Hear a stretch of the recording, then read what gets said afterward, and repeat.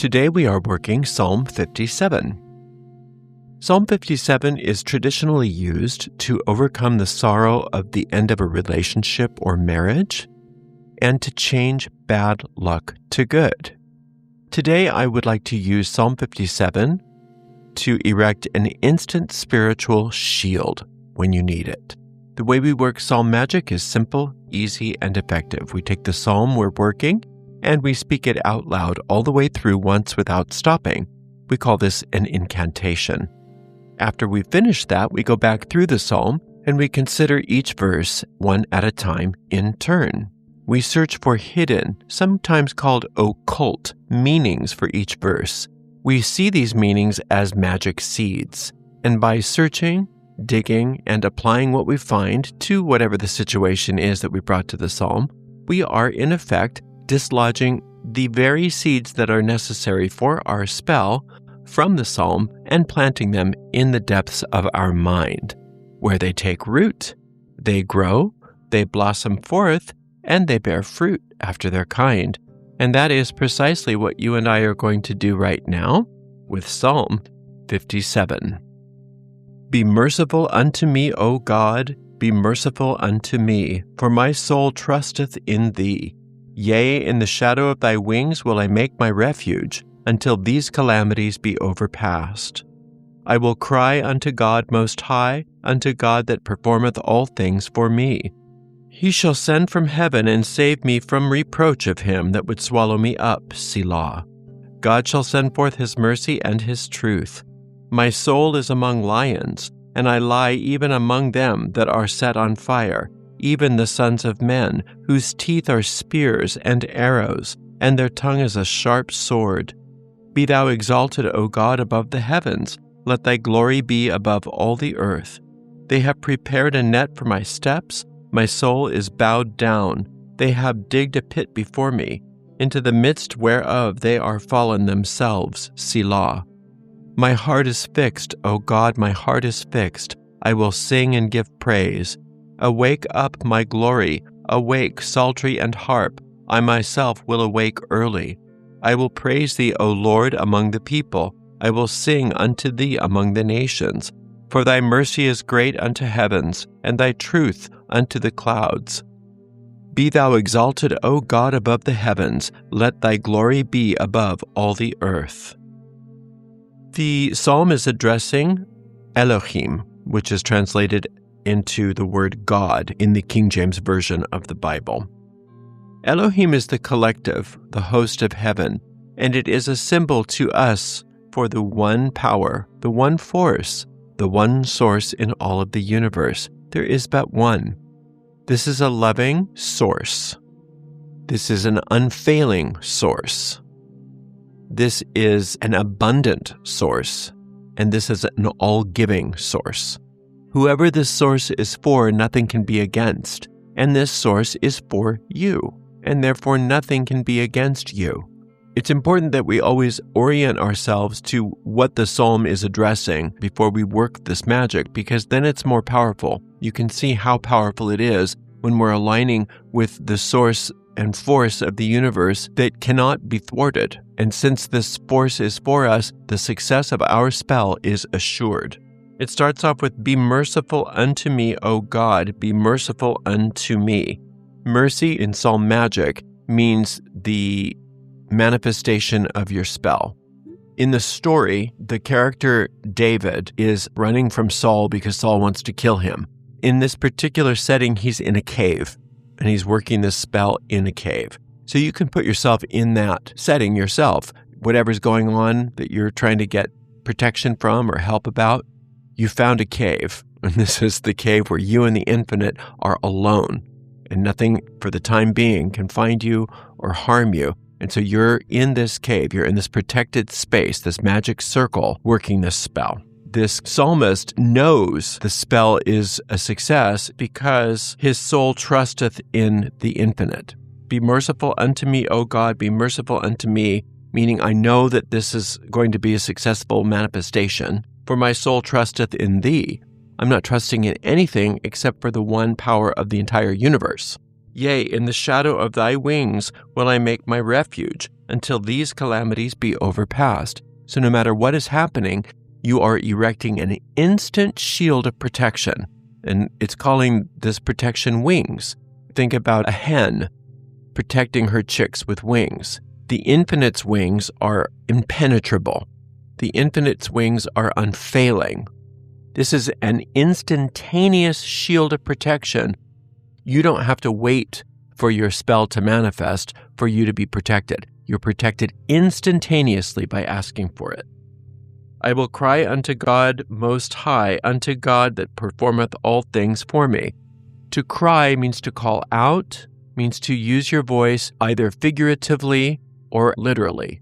You can call out and ask for what you want with your physical voice, but you can also know that the calling out can be a purely mental thing, but you hear the voice within your head calling out for what you want. Be specific. What do you want? Right now you want protection. You want shielding.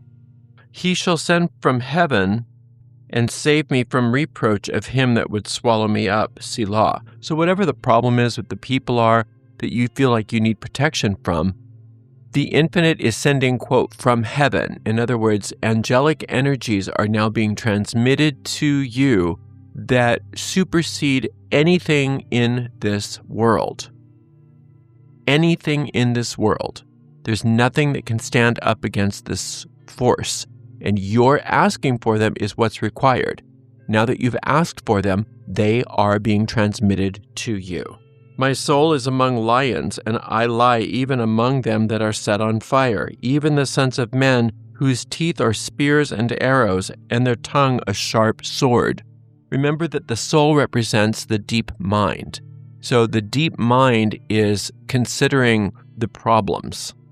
And what we're asking for is to have our deep mind cleansed of the problems, because when the problems no longer exist in our deep mind, they can no longer be projected onto the screen of space. We're basically asking the Infinite to change the film in our projector. We no longer want to harbor any thoughts that are causing these problems for us. Yes, you may be having problems with scary people and scary situations in the universe, but we're asking that the source and cause of those problems, which lie in our deep mind, be removed. Be thou exalted, O God, above the heavens. Let thy glory be above all the earth. The glory is the Shekinah, is the divine substance of the world, of all form. Shekinah is invisible, the light that is behind light. It is the mother essence of all creation, the feminine side of the Infinite. When it says, Be thou exalted, O God, above the heavens, let thy glory be above all the earth, what we're asking for is that we find what we need in substance. We don't want to impregnate the substance with our problems. We want to impregnate the substance with our solutions. And that's why we just asked in the verse before that for all of our negative thought forms to be removed from our deep mind so that we're no longer impressing the Shekinah, this divine substance, with what we don't want. We now want to impress this Shekinah substance with what we do want. They have prepared a net for my steps. My soul is bowed down. They have digged a pit before me, into the midst whereof they are fallen themselves. Selah. This is the reversal spell, this one verse. Whatever's coming at you, since you're no longer entertaining it in your deep mind, you're no longer engaging with it. Instead, you are turning to the Infinite for your assistance. The energy has nowhere to go but back to sender. Anybody that's causing you problems, you are pulling yourself out of the energy pattern. That energy pattern automatically boomerangs back. Now, there's another level at which we're discussing this, and that is our ego mind, which is the source of all of these problems. The ego mind manufactures these problems. It's the grand architect of these problems. The ego has digged a pit for your steps, is wanting to snare you. And your soul is bowed down, meaning you're no longer involved with that. Your deep mind is no longer involved with the thoughts of the ego mind. You've given your deep mind over to the Infinite, bowed down, even though the ego has digged a pit before you into the midst whereof it is fallen itself. Ego always self-destructs. Evil always destroys itself. It's just how it works. We keep it alive by interacting with it. But when we withdraw our attention from it and we pivot and turn to the infinite, our deep mind is being fed by the thoughts of the infinite rather than by the thoughts of the ego. The ego dries up and withers away, and our success is assured. My heart is fixed, O God, my heart is fixed. I will sing and give praise. So the heart, when you know something by heart, it's habitual. Your habits of thinking are now fixed on the infinite. My thoughts habitually go to the infinite rather than to thoughts of worry. My thoughts habitually go to the infinite rather than thoughts of revenge. Whatever the cause of your problem is in your mind, you're no longer fostering those causes. You're no longer fostering those thoughts. You are habitually pivoting to the infinite. Awake up, my glory. Awake, psaltery and harp. I myself will awake early. The psaltery and the harp are things that you do with your hands to play beautiful music. So everything you do in the world will reflect this new thinking.